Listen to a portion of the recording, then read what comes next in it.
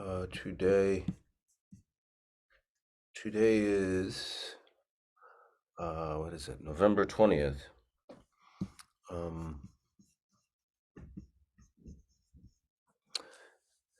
Welcome to meditation.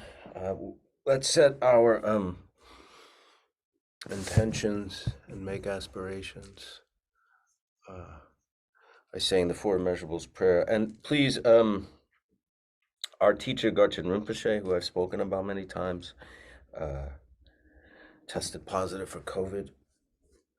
I don't know if he's gotten any symptoms yet, but he's in his mid-80s, so he's very precious to us. So,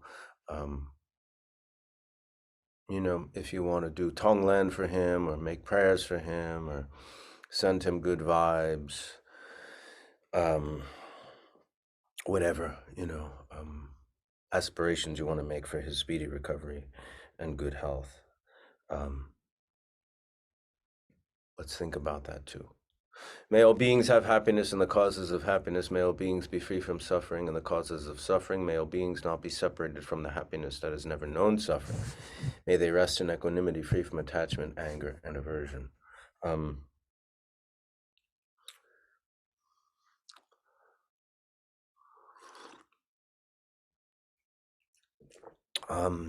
I think I just want to talk a little bit about a couple of things. What drew you here, maybe?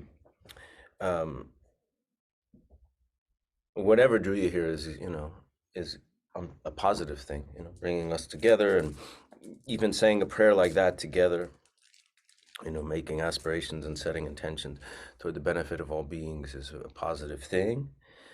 A lot of people hear about meditation and get into meditation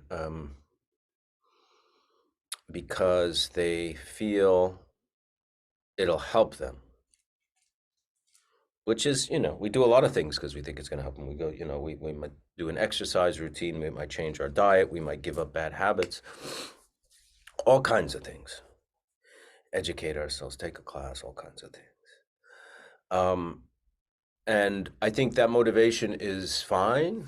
I think it's legitimate. But I always want to keep in mind I always want you to keep in mind that there is a bigger picture.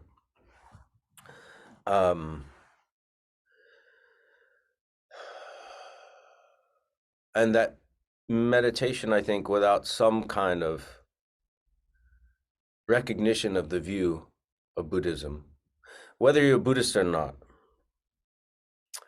but meditation kind of divorced from that really will only get you so far. And there's probably a lot easier ways to get the benefits you're seeking. There's a really good book written on this topic called Not for Happiness by Dzongsa Khyentse Rinpoche. It's DZONGSZAR KHYENTSE Rinpoche. There we go. Thank you, Nick.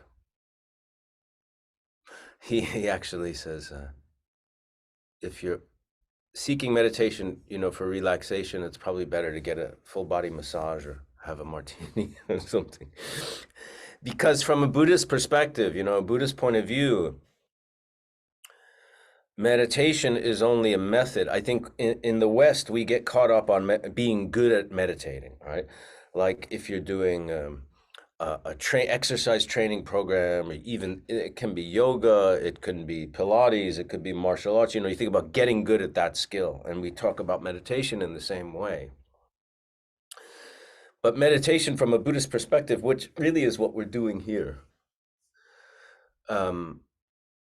meditation is only a method. It's only a component of Buddhism. We're not learning to meditate and practicing meditation as an end to itself, as an end in itself. You know what I mean? So what are we doing? Well, we're working with our minds. We're looking at our minds. We're seeing how our minds work, because everything we experience and everything we do Our entire interaction with the world and with other people, other beings, is through the mind, right? Well, it makes sense that we'd investigate that, try to understand how that works, try to get some perspective on it rather than just taking it for granted that the mind knows what it's doing and we kind of have some moral compass, we have some kind of idea what's going on. When, in essence, when we start to meditate and sit, we see how busy everybody experiences this, everybody. How indeed our minds are so busy, thoughts just rushing one after the other, one kind of leading into the next and leading into the next all the time. And meditation, we can start to see how that works. We can start to have a relationship with the mind. Well, why are we having a relationship with the mind? That's a good question. Why are we meditating so we can have a relationship with the mind? Well, from a Mahayana Buddhist point of view, which is, what we do practice here, we're doing it so we could be of more benefit to all beings. Now, that being of benefit to all beings is a very abstract, monumental kind of concept, which is why we use more of these almost somewhat metaphorical things like making aspirations to the that all beings attain happiness. And at the end of our class, we dedicate the merit generated from this class to the benefit of all beings. So we're almost acting as if we understand that, but it's such a vast concept, it's hard to really grasp. But we can work much more practically at being of benefit to the beings that we have, contact with, from our partners and the people we live with, to our, co-workers, to our family, to our community, to our country, to our, to the world, however, in whatever way you interact with others, And when I talk about meditation not being separate from the view of Buddhism, we're talking about impermanence, which is an important thing to remember, that everything, not just us, but everything is impermanent. Even the physical universe, according to scientists, not just Buddhists, is impermanent. Interdependence, meaning we like to think of ourselves as self-sufficient and islands unto ourselves, but in everything we do, and I've spoken about this before, to drink this cup of tea while sitting on this floor in this house, there's a direct link to many, many, many, many other beings, from who planted the seeds, for the tea that I'm drinking, the herbs that I'm drinking in this tea, and who made this cup, and who shipped it, and who put it in the store and put it on the shelves, and who built this house that I'm sitting in, and who wove this rug that I'm sitting on, and invented the computer so I can talk to you. All these things, which we take for granted and we don't really think much into, but it's much more the state of reality. It's much more of what reality is than just us being these kind of disembodied, disconnected beings, wandering around the planet. And the third part of the view is shunyata, which is we have a class from the great Buddhist scholar Vesna Wallace completely on shunyata. That's archived on our YouTube channel, Meditation with Michael Imperioli. Shunyata is the concept of things being empty of inherent existence, meaning we have a very kind of solid view of ourself and who Michael is. But Michael is just a label, it's just a name. I see myself as maybe an actor or someone who's teaching a meditation thing, and a father and a brother and a son and a husband and a friend and all these things. But those are all things that have become kind of imputed onto this ego, things that are not in essence part of whatever this reality is, and whatever this reality is something that's very, very, very undefined and very difficult to grasp, even on a molecular scientific physics level. And I speak scientifically in very childish, rudimentary terms. But when they talk about structure of matter, molecular structure, quantum physics, and things, basically, everything, including us, are made up of particles, which are vibrations, which is basically saying that we're just energy. So what does all this mean? What are this view and talking about shunyata, emptiness of inherent existence, and interdependence, and interconnectedness, the concept of dependent arising, mean everything that happens is a culmination and a combination of many, many, many causes and conditions. What does all this mean? Is that we are much more than we think we are. That the ultimate reality and state of things is really non-duality and oneness, which again is a very, very, very monumental, vast, kind of impenetrable concept. And it's very hard to realize that and interact with the world with that concept in mind. So what do? We bring it down to these methods of Buddhism, which is meditation, which is the Eightfold Path, which in the Four Noble Truths that the Buddha taught, he talked about how the nature of samsara is suffering, meaning that existence, not that you're suffering every minute of existence, but everything that even brings us pleasure, ultimately, because it's impermanent, because it's compounded, because it's not, it doesn't exist on its own right, that there is a nature of suffering to it. For instance, your loved ones. Eventually, you're going to be apart from your loved ones. Your wife, your son, your father may give you a lot of pleasure being around them, but at some point, you're going to be separated from them. And that's, the nature of that and the reality of that causes us very, a lot of distress and a lot of sadness.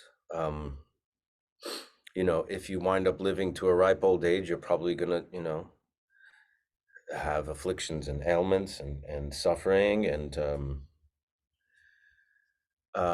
so knowing that samsaric existence brings suffering, Buddha introduced methods that allows us to transcend those things. And basically, Buddha said three, the Buddhist paths are three things. Do no harm, right? Which is very logical and very easy. Don't do anything out of cruelness or maliciousness. Don't steal, don't lie, don't kill, don't slander, gossip, and don't commit sexual misconduct and things like that. Do good, means create a wealth of virtue. And he talked about the Eightfold Path, which encompasses right view, right intention, right speech, right action, right concentration, right livelihood, right effort, and right mindfulness.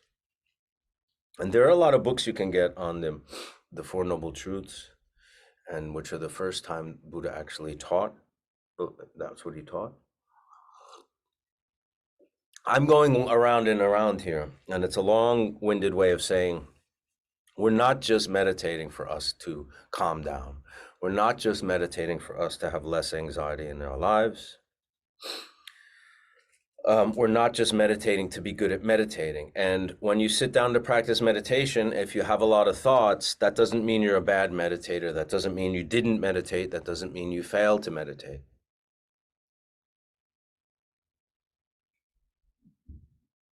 We're trying to be better human beings. By better, I mean kinder, more patient, more generous, more loving, more understanding, more open, more tolerant. We're honoring our basic sanity as human beings. We're honoring the fact that we have Buddha nature, because according to the teachings of the Buddha, our Buddha nature, which is the same thing as the nature of our mind, our Buddha nature is innate and cannot be tainted, cannot be destroyed, cannot be given away, cannot be lost. It's in us. It's a matter of us to clear away the obscurations, the mental afflictions, the mental obsessions, the habituated mental tendencies, and the karmic imprints and tendencies, and working with those and clearing those away so we can make contact with and realize our own inherent Buddha nature. That's a big task.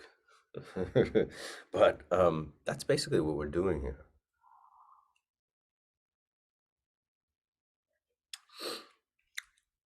The other thing is, so it's not about being just a good meditator. What it also is about being really, really brutally honest with ourselves and about our shtick and about our relationships and about our interactions and about our motivations. Even our best motivations sometimes can hide and obscure not so altruistic intent. And it takes a while to do that.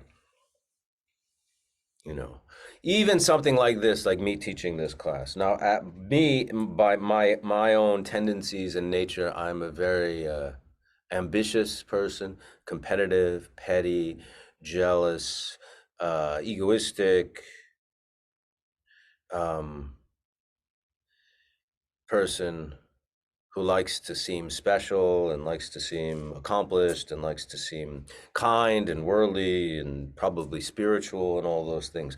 So doing a class like this can feed into all those things. That's called spiritual materialism. There's a great book written by Chogyam Trungpa Rinpoche called Cutting Through Spiritual Materialism. See, we can use that spiritual cloak to self-aggrandize, you know, to make ourselves seem more smart or special, or wow, he's an actor, but he's also a Buddhist and teaches, and how wonderful, and all these things that reify the ego, make the ego stronger, make, you know, justify the ego, give it a certain place. So here, even not saying that's all, I'm here for that, right? I also do feel people asked for meditation instructions. That's how this class began. And if you're in a position to give those things, because I do believe that they are very important, if you're in a position to kind of share that, I think we should. So that's true too. So there's two things going on. I'm not saying that I'm here completely for nefarious intent. But that said, you know, we have to be honest with ourselves, you know, and we have to, you know, and not be so ashamed. You know, it's not nice to admit we have these negative qualities, you know, competitiveness and one-upmanship, and, you know, because competitiveness and ambition can really also mask a lot of aggression. And me, they definitely do. Maybe not even mask it, but kind of coincide with it. Yet at the same time, I do, and through your feedback, you know, that this does bring some benefit, and if at least it brings you to the Dharma or the Garchen Rinpoche or other teachers or Dharma books, and, you know, finding an authentic teacher from an authentic lineage who's qualified to really teach this path in its completeness, in its thoroughness, not like what we're doing, which is a very, you know, little study group here, but, you know, making contact with a teacher of that authentic lineage who's devoted his life to that or her life to that. If it brings some benefit, then that's a good thing. And then you know, maybe it's better for me to not do this class, but at least you know, now I'm kind of stuck because, you know, you're here, so we have to do something, right? No, I'm being silly, but you know what I'm saying, you know? We have to be really honest with ourselves, especially when we start walking down a spiritual path, you know. You know, we want to wear the mala, you know, which I do. But I like the mala because it reminds me of my practice. That's what it is. I mean, you know, do I want to show people I'm a Buddhist? I guess so on some level. I guess I wear that a bit as a badge, but at least at a minimum, I try to admit that and see how that comes into play. But I like my mala because it reminds me, I make prayer on it or sometimes mantra, and just the idea that when I hold it in my left hand, it brings me to my practice, which I like, Uh,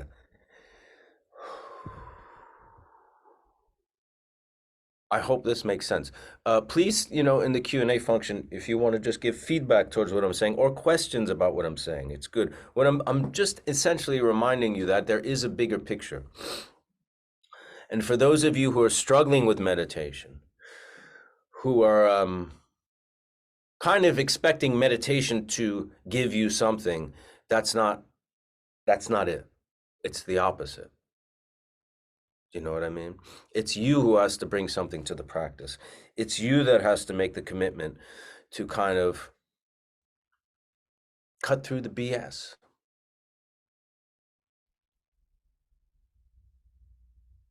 And that's not easy. It's not easy.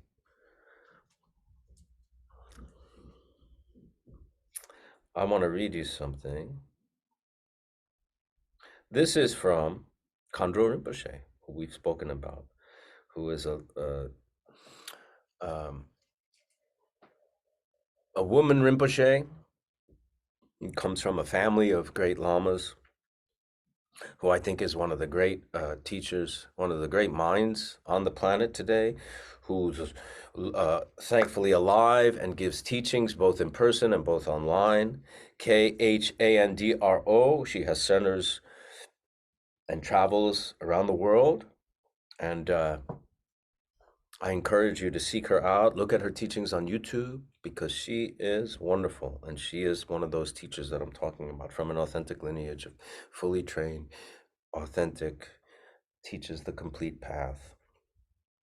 Anyway, the real intent behind any Dharma practice is to train the mind for the moment of death, so that the moment of death can arise with confidence and without regret. Regret in the sense of non-awareness or ignorance.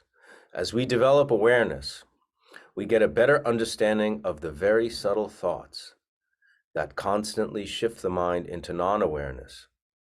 Lacking awareness, we are unable to understand impermanence and the emptiness of thought, time, and a self. Empty in the sense that they cannot be proven to exist.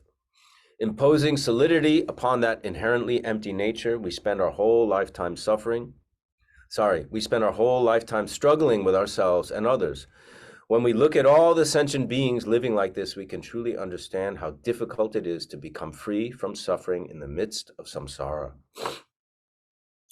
The only way to free yourself from ignorance is the path of awareness. Training in awareness begins with you.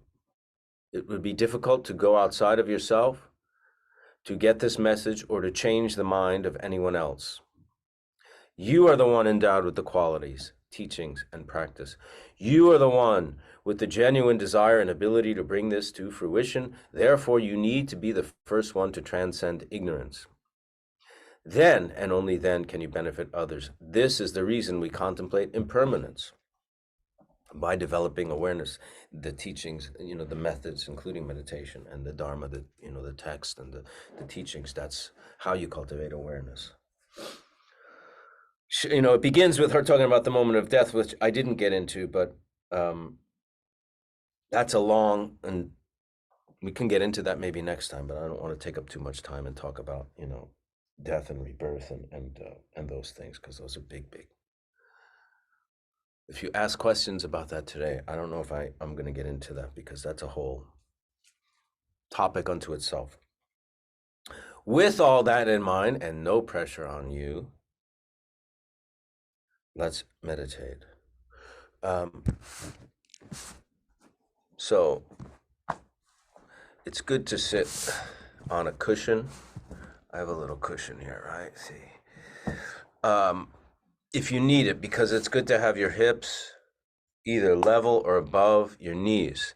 Now, you don't have to sit like this. That's called half lotus, right? When you have like this.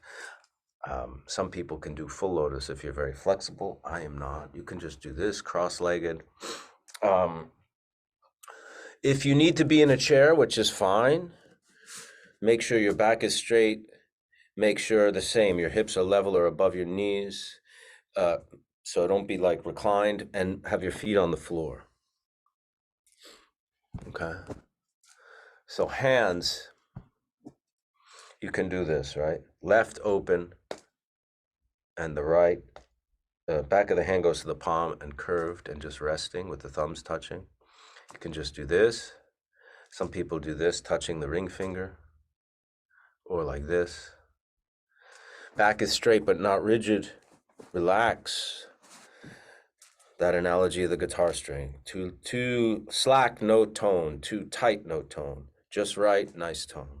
So the back is straight, the neck is straight, and the head is a little bit tilted forward. We try to do it with our mouths closed, teeth apart, tongue at the top of the root where the roof of the mouth meets the upper teeth. We try to breathe through our nose. If you can't, or you're congested, breathe through your mouth.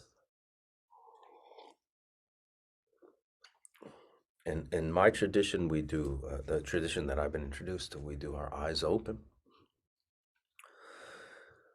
Not staring intently at something. You can have a little, if you want a picture of Buddha, a statue, a flower, a view, a wall, anything in front of you, it doesn't matter, but your eyes resting lightly on it, not spaced out and unfocused, not laser-like intent, relaxed. And this pose, whatever you're in, be it in a chair on the floor, half lotus, or legs crossed, or full, whatever you're doing, take a moment to just acknowledge you taking that seat and acknowledge you sitting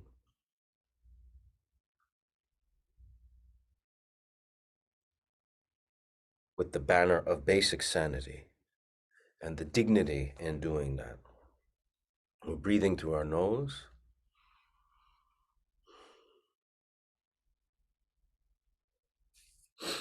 And let's start. Breathe through your nose. Relaxed breath, not too heavy, not too shallow. If you need a gulp of oxygen, do it. And let's not think of now we're meditating. We're going from setting up and getting and relaxing, and now we're meditating like there's this big transition going. It's just easy. We're going to do something, a little experiment today.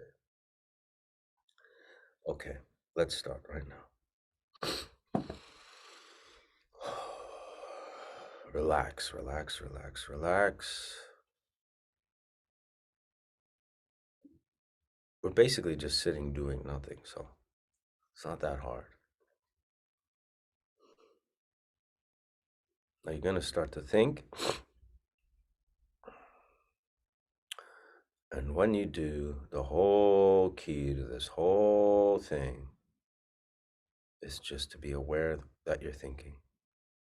Be aware of the thought. Don't think it's bad that the thought came up. That's what the mind does. It thinks. Don't think it's great. Don't follow it, no matter how tantalizing that thought is, no matter how angry that thought makes you. Just notice it and leave it where it is. You know, we're visual beings, a lot of us, most of us. We use this image, right? So the mind, the true nature of mind is we use the image of a vast, clear, limitless, unstained blue sky. Settle into that. Settle into that image.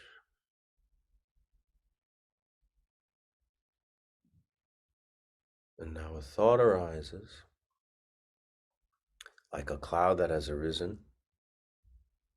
And all I need to do is acknowledge that it has arisen, like I hear the wind blowing something outside. I notice that.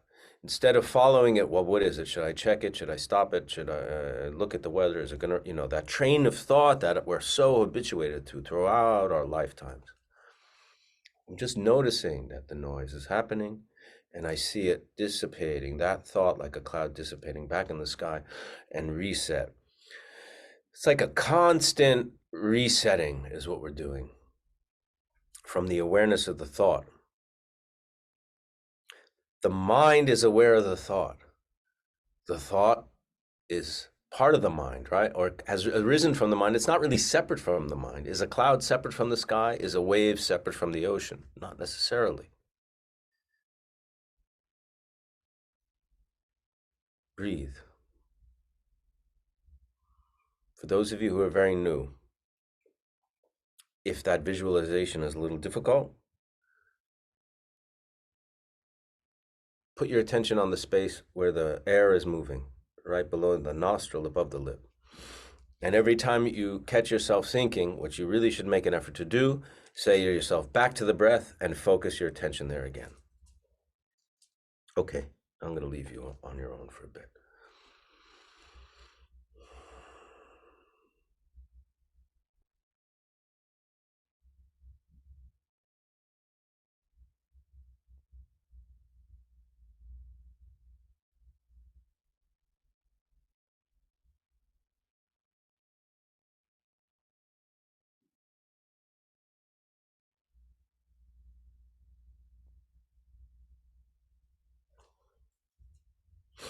You may be resetting every second. That's okay. Every 2 seconds. That's okay.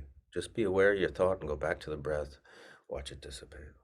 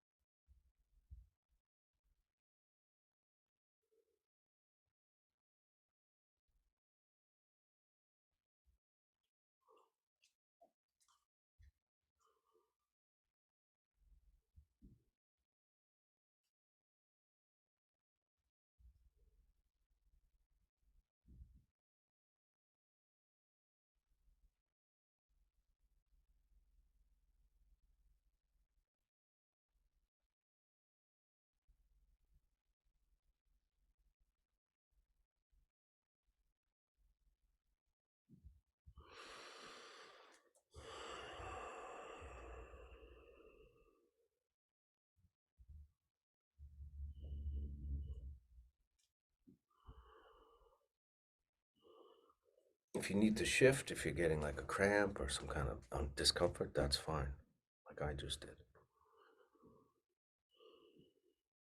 Just shift and reset again, back in the posture.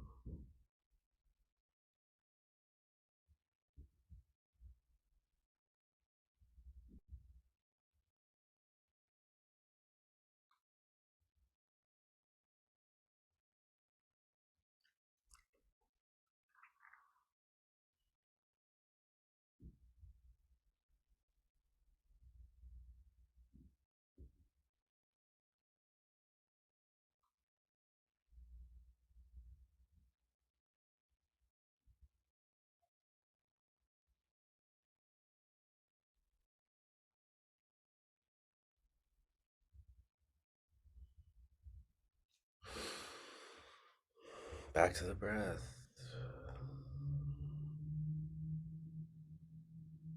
Watch the thought dissolve into that limitless, clear, infinite blue sky, which is the nature of your mind.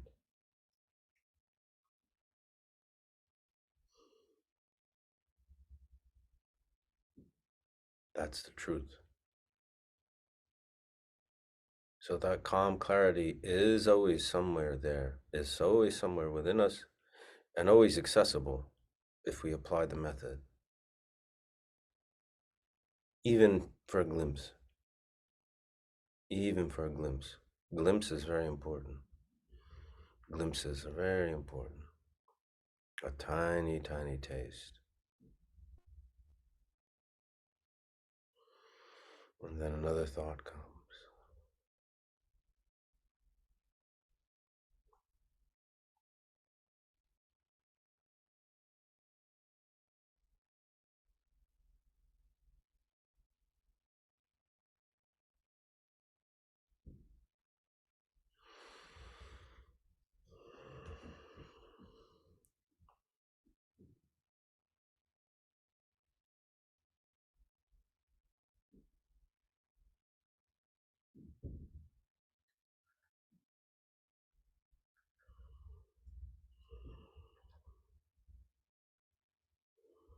Back to the breath. Thought dissolves like a cloud into the limitless calm, clarity of the mind. Sky-like nature of mind.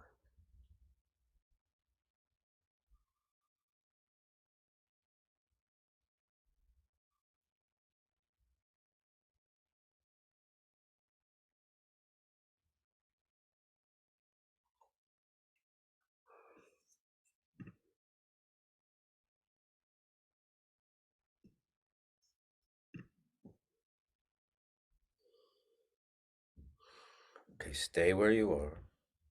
Keep the practice going. I'll do an experiment. For the next minute, I want you to stay in the posture. Stay with the breath, right? I mean, even slow breath. And don't meditate for the next minute.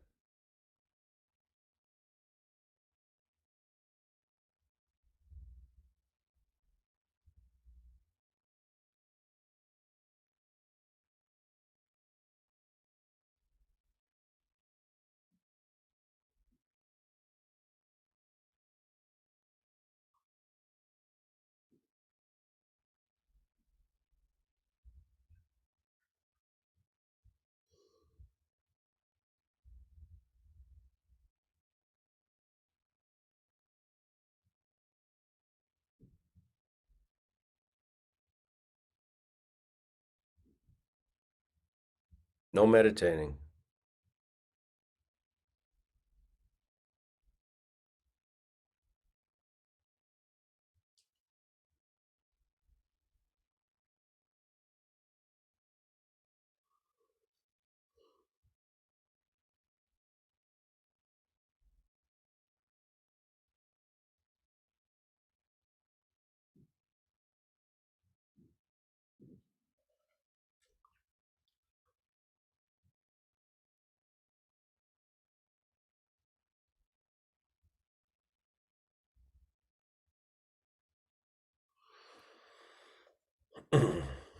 Okay. Second part of the experiment. Stay in the pose. Breathe like we do. Go back to the technique of meditation. Focus on the breath. Focus your awareness on your mind. That clarity of sky, if you're using that image. Okay? And now, while we're meditating, we're going to get up for a minute and we're going to walk around. We're going to go to the bathroom or wash our face or take a sip of water or look out the window or whatever. Don't check your phones, though. That's a whole other story. Please. While we do this for a minute, keep the mindfulness aspect of meditation. See if you can, be aware of the thoughts arising, catching them, recognizing, allowing them to dissipate like the cloud into the sky, or just saying to yourself, back to the breath. So we're going to do our meditation in our mind, using our awareness, but our bodies will not be in this pose. At the same time, try to keep your focus on the breath. Maybe that's the best thing to do. For this next minute, we'll meet back here in a minute, just focus on your breath. And when you recognize the thought, when a thought arises, recognize it and go back to the breath. I'll see you in a minute.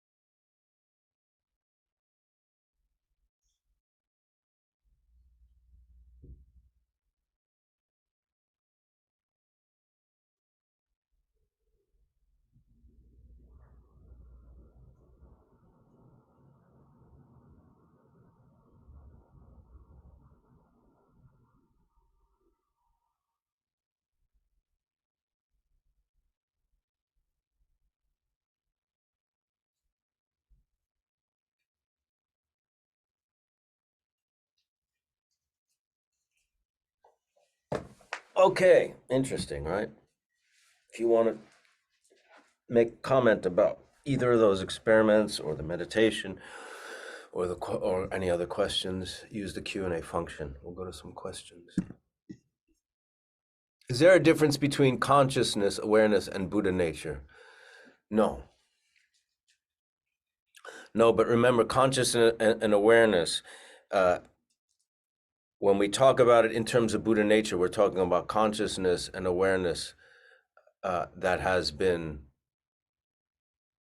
that's not obscured, by our habitual mental tendencies and karmic imprints and all those things. So, um,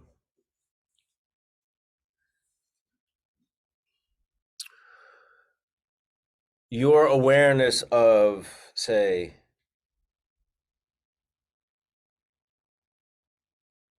somebody who makes you angry is not necessarily your Buddha nature. Do you know what I mean? We have to be tricky on how we relate to that word awareness. But the mind is both empty of inherent existence, right? Because the mind really, it's immaterial. It's complete openness, right? So it's empty, yet it's aware. The mind is aware. The mind has cognizance, which is part of our Buddha nature. Yes. Good question, Sue. Is that clear? You can follow up with something else. I want to take my bodhisattva vow before I take my wedding vows this coming year. I have been practicing and studying for 2 years now and do consider myself a Buddhist.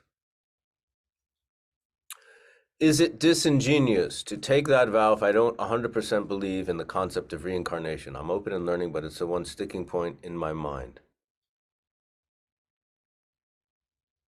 Well, there's a difference between taking refuge vows,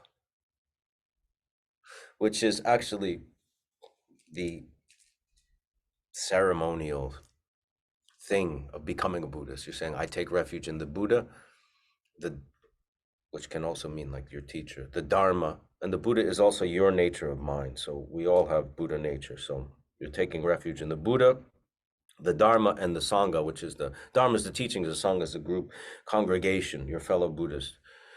Until I reach enlightenment, because once you reach enlightenment, then you don't need refuge because you are refuge.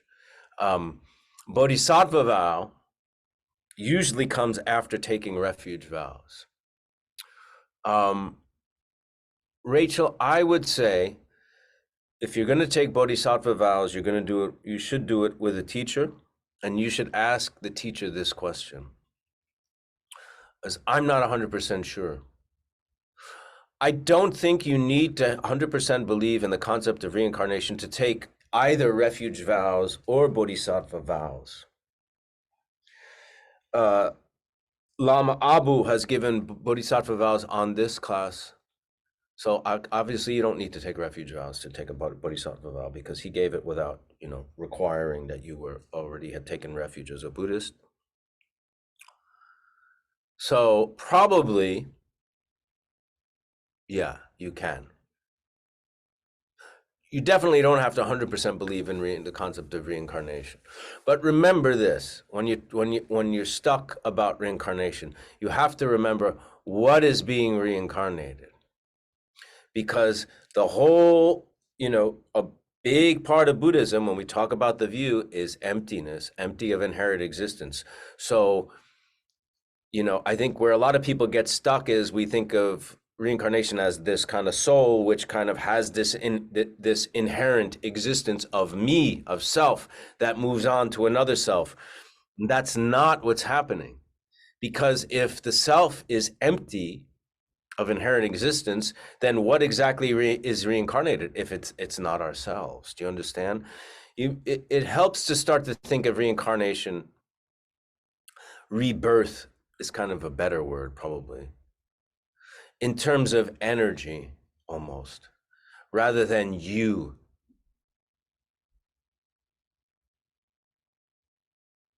Not so personal in a way.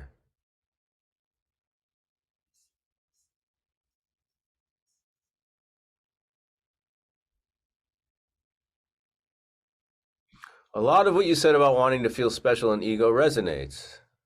I can recognize things and I think be honest with myself, but have a hard time letting go of the shame that comes with recognizing my flaws. I know that's just another level of ego, but emotionally I struggle with letting go of self-judgment. That's a really good question. Any tips on that? I think the key is to what you just said, really knowing that it's another level of ego. That the idea of getting consumed and involved in self-judgment prevents you from being of benefit to others. And I think what's really good is to really examine where in your life you can be more of benefit to other beings. Just on a very practical level, um,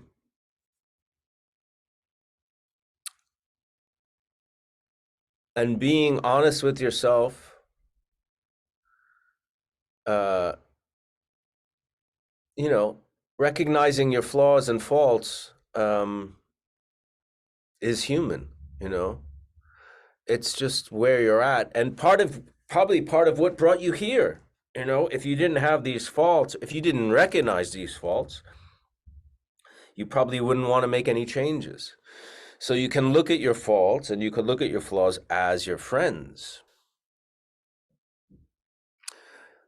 In the similar way as we look at often difficult people in our lives as positive things, you know, as friends in a way, because they inspire us to practice. When somebody difficult in your life, you have to practice patience in order to, you know, be able to interact in a way that doesn't inflame your own negative qualities. So think of them as friends, you know, your flaws, you know, the shame that comes with recognize your flaw. Think of that shame as a friend to allow you to transcend the shame, you know? It's like a reminder to practice. I'm not saying like indulge in the shame or, you know, justify the shame or think the shame is correct. No, I'm saying when we have these impulses, like when we are aware we're thinking, we go back to the breath. You're aware that you have these negative thoughts or shame or judgment. Use the awareness of those to go into your practice. Does that make sense? Also, um, I don't know what your practice is, if you're studying, if you're with a teacher. If not, you should be. If this path has real relevance to you, you know, and you're inspired by it, I would suggest it.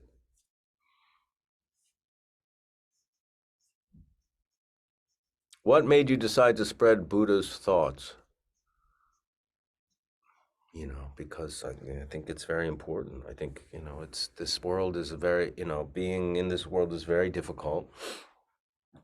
And often we look for ways and means and answers and things like that. And you know, this path is something that I found workable, you know, practical, helpful in ways that most other things I tried didn't. What would you say is the difference from being a meditation practitioner versus a practicing Buddhist? That line is very not clear for me. It's what I said at the beginning, you know, about the view, you know, that the view of Buddhism is about interdependence, impermanence, you know, non-duality, oneness, these things, having that kind of concept and that being kind of hand in hand with your practice um, is part of it. Being a Buddhist means you've taken refuge in the Buddha and the Sangha and the Dharma. That means you're a Buddhist. And, you know, by taking refuge in the Buddha, Dharma, and the Sangha, you're also um,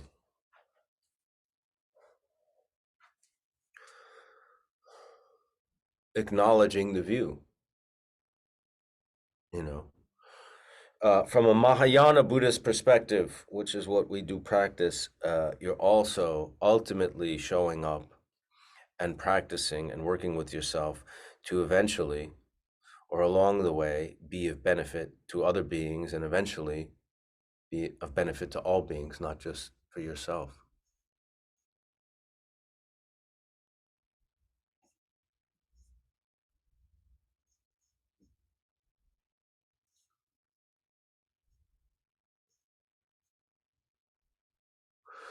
Here's a comment on what principles of Buddha is very important to follow. I've mentioned those, the teachings of the Buddha can really be distilled down to three very essential points that all three can be elaborated on vastly, right? But do no harm, cultivate virtue, which means be kind, and tame the mind. Those are I'd say, the three most important things. Here's a comment on the not meditating. When I said we had you in the posture and you were breathing, and I said, don't meditate. When deliberately not meditating, my mind searched for a thought cloud. So basically, your awareness was still working, which is really kind of the point. So basically, you were meditating. But it's interesting to see how, there's kind of a natural thing to what we're doing. You know what I mean? So just sitting in this pose and creating that physical stability and that stability of breath brings that meditative quality to our mind. Basically, that's what I was trying to say, without us saying, now I'm meditating, which means to keep that in mind, that we can bring that. Now, the second part of that experiment would be to, when we got up and walked around, bringing that same kind of quality of mind when you're not in that kind of solidity of posture and pose and breath. And that is possible. How to find Dharma teachers in a Buddhist communities where we are. Google is a great tool, whatever search engine you use. I post on my Instagram, especially in stories, tons of Buddhist teachers, which you can Google. We have a list of them on our website. You can go to Solidago Productions or Meditations with Michael Imperioli on YouTube, and there's a list of teachers and books. Buddhist communities, you have to do research, We practice in the Tibetan tradition. If you find that inspiring, you can Google, But you don't have to now, because of the, like Zoom and things like this, you can do teachings and be part of a Sangha, congregation, if you will, group of Buddhists, wherever you are. It doesn't have to be in person. So, you have to do some research and do some work. Weirdly, when we were supposed to not meditate, I relaxed deeper into it than I had before, and then it carried on while I walked around for that minute. It showed me that it is indeed possible to bring our awareness into physical daily life, which is something I struggle with. Yes, exactly. Very good. Glad to hear that. I feel I began meditating or went deeper into this practice as soon as you said stop meditating. What is your take on this? Yes, exactly. It was what I'm saying. The two experiments, just kind of taking that pose, and that's, solidity of form in our body and breath, stability, leads to kind of a meditative vibe in the mind, and also get, trying to connect in our mind to that meditative awareness, that mindfulness in physical activity, getting up and walking around. You see that possibility and bringing those things together. So meditation doesn't have to just stop when you get off the cushion. Very good. During the second experiment of walking around, I got water, looked outside, and saw an art piece that began to bring negative, angry thoughts of my ex. But in keeping the practice going, I stayed calm and the anger went away. Very good. Remember that experience, Remember that experience. Now, the anger going away, we're not talking about repressing anger. What we're doing is becoming aware of the emotion, right? we're almost giving it air. You know what I mean? You're becoming aware of it. You're becoming aware of the story that created the emotion, right? I saw an art piece that thought brought negative things, and the art piece isn't has no necessarily anger inherently in it that kind of did something to you. It's your mind.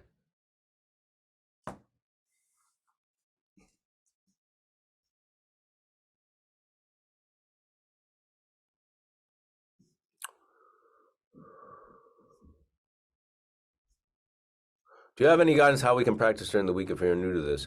I mean, basically the technique that we did at the beginning, um, which we have a detailed explanation of the technique in the first two classes of this year, 2020, on the YouTube channel. Start to do this on your own. If you can create a little spot in your house, a corner, with a cushion and a picture of a Buddha or a flower or a piece of art or anything, with maybe an incense or anything that you feel is calming and inspiring, that you're going to use that place every time you sit, that's good. If you don't have the opportunity or the availability of a space, just try to do it, as regularly as possible. Start with 5 minutes, start with 8 minutes, start with, you know what I mean? The more regular your practice is, the better. The more you make it part of your routine, the better. I found that while we were sitting and we stopped meditating, I kept going back into meditation. While we got up, I swept the floor and was able to complete the task and continue to focus on my breath, and thoughts continued to dissipate. Excellent. Buddha has Dhamma, not Dharma, as I know. What are your thoughts? Same thing. Probably different translations or languages, but the same thing. I like the experiments, particularly the second one, meditating in mind, not body. I find it hard to articulate individual thoughts in order to have them dissolve into the sky. Sometimes I can't tell whether I'm thinking of nothing at all or so many something that is covering the whole sky. Well, I mean, the important thing is you're having awareness, Um, try to use that awareness to just recognize, the fact that you're thinking and let it dissipate, and maybe, connect more to that spaciousness of sky, relax in it. These things also just take practice. I believe there's so much value in the Dharma, but also don't see eye to eye with many teachings, so I'm sure this is normal. I torture myself trying to decipher what is wrong, right, logical, contradictory. Can you relate to this? Do you have any tips on dealing with this? It's hard to say. It's very abstract what you're saying, because I don't know your practice and I don't know, what information you're getting, do you have a teacher? Um, the best thing to do is, and I say this over and over again, if this is what you want to practice, to become a student of an authentic teacher, an authentic lineage, Um,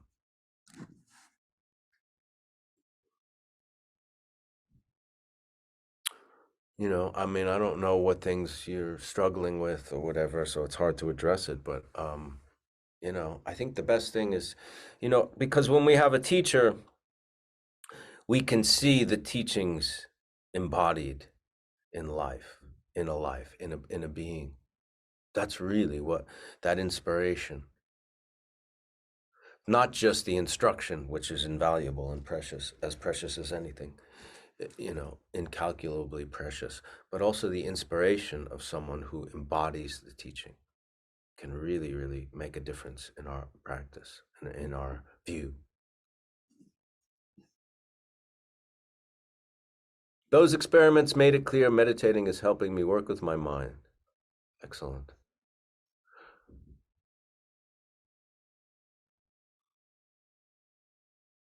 I really enjoyed the 1 minute exercise where we left the camera but still had to practice on breathing and meditation. As someone with anxiety, I think this will help me greatly, especially when not in my comfort zone. Good. I have a problem leaving the house. Sorry.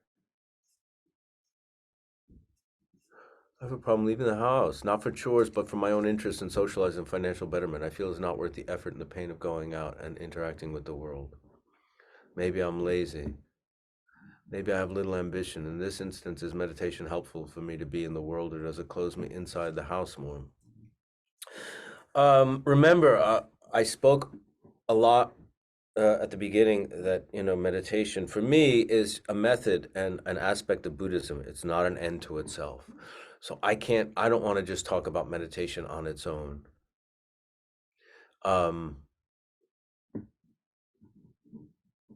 Will meditation help you be more in the world? I don't know. I can't really answer that.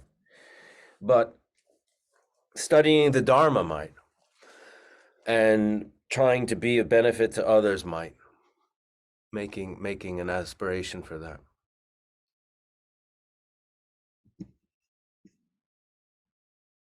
You often say being a Buddhist isn't being a doormat. How can I find a medium between being a good person and living according to my religion, which is Catholicism, and being a doormat?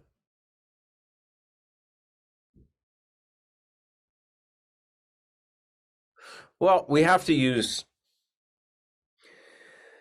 what Chogyam Trungpa Rinpoche called basic sanity, you know. And in that I mean,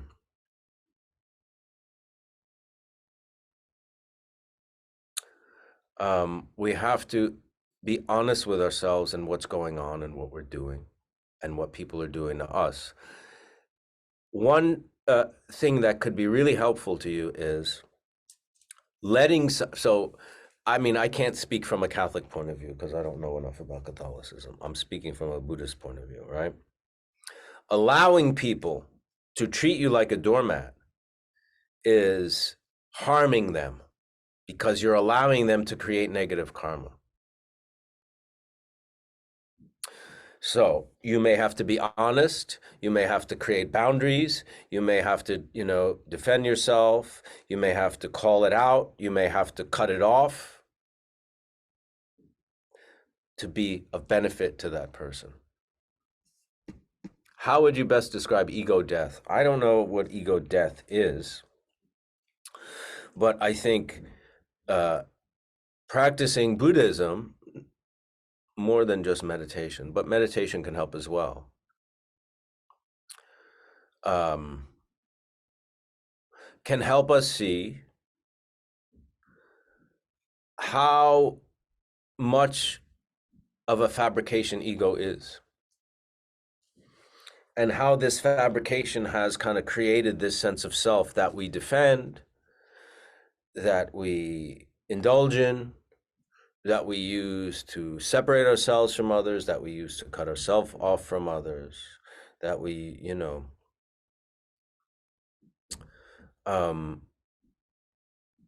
so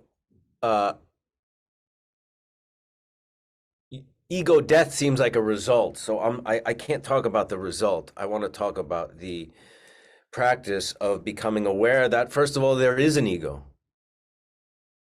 And really, if you start to study more, I don't know if you are, and work with a teacher and work with meditation more, you can just start to see how the ego works.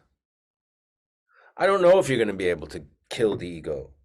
I don't know if, I'm going to become enlightened in this lifetime. It might not, I don't know. I can't really think about those things. What I can think about is, what is the ego and how it operates, and where are the aspects of it that I want to try to kind of counter,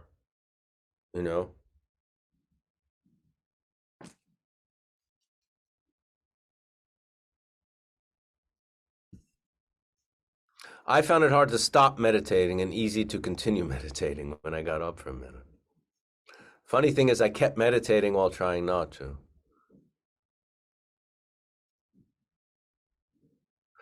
I live in a very noisy house. Is it okay to recommend meditating with earbuds and music to escape from that? I think that can be a stimulus that kind of creates another story in our mind. Why not just try earplugs? I do TM and meditate with a mantra, and today was my first time doing it without and found it beneficial. What are your thoughts on mantras and meditation? I don't know anything about TM. Um, I mean, mantras are something that really have to be given to you by a teacher and how to practice those things. It's not something that I kind of talk about really here. But if it works for you, then it's a good thing, right? I felt like meditation went deeper.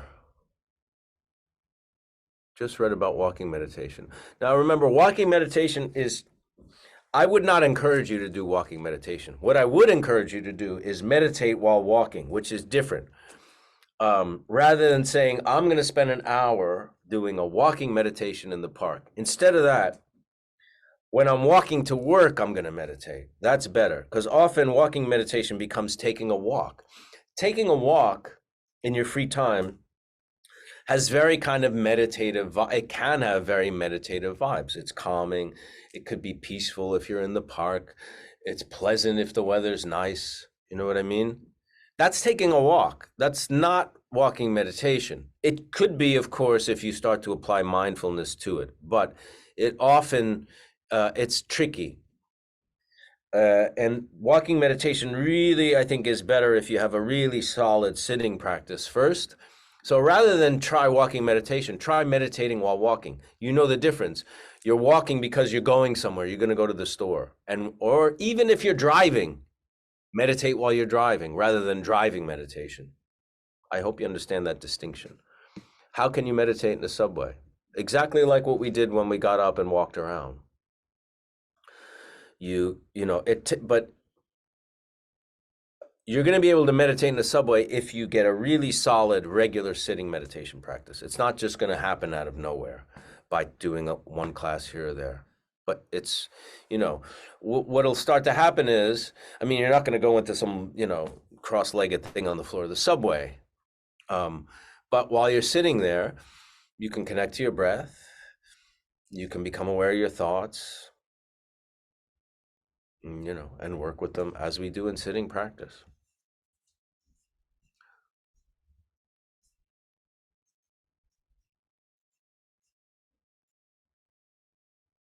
I find that meditation opens the door to open-endedness, which leads to creativity.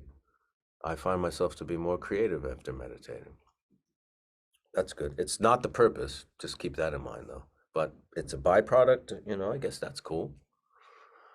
How can I be more aware of my daily life? I find it hard to have awareness daily. If you have, the more solid your daily sitting practice will be, the more awareness you'll have in daily life. Okay. I was going to bring this up. I don't think I've ever really brought up suggesting donating to a charity, but I'm going to do it today because this charity was formed by Garchen Rinpoche. So we would not be doing this class if it wasn't Garchen Rinpoche, if it was not for Garchen Rinpoche. So all of us, whatever benefit we're getting from that, we owed, we thank him for. And like I said at the beginning of the class, he was diagnosed with a positive test for COVID. I don't know if he's having any symptoms or is sick. So let's make prayer or aspirations. If you do feel generous and inclined and want to make a donation, the Pure Land Project, look up Pure Land Project, was started by Garchen Rinpoche and has built several schools in the valley where his monastery is in Tibet. He's the 8th Garchen Rinpoche, so for many centuries there's been Garchen Rinpoches in that valley, in that monastery. He actually rebuilt it after it was destroyed by the Cultural Revolution, the Chinese occupation. So if you want to, and you can make it with the intention of helping, for the benefit of Rinpoche's health, because that project means so much to him. It's very cold there now, and they need coats for the children. So if you want to make a donation, I'm sure Rinpoche would appreciate it a lot. You don't have to. It's not. I'll never ask you for money for this class ever. But if you want to make a donation to that charity, it would certainly benefit others, even if it's $1. www.thepurelandproject.org. That's all. Let's dedicate the merit from generated from today's class for the benefit of all beings. By this merit, may all beings attain the state of enlightenment and conquer the enemies of faults and delusions. May they be liberated from this ocean of samsara and its pounding waves of birth, old age, sickness, and death. Thank you all for coming today. Thank you, Nick Solidio, our producer, who celebrated a birthday the other day. Nick does this, out of the kindness of his heart and out of his own generosity, and we're grateful to him. See you next week.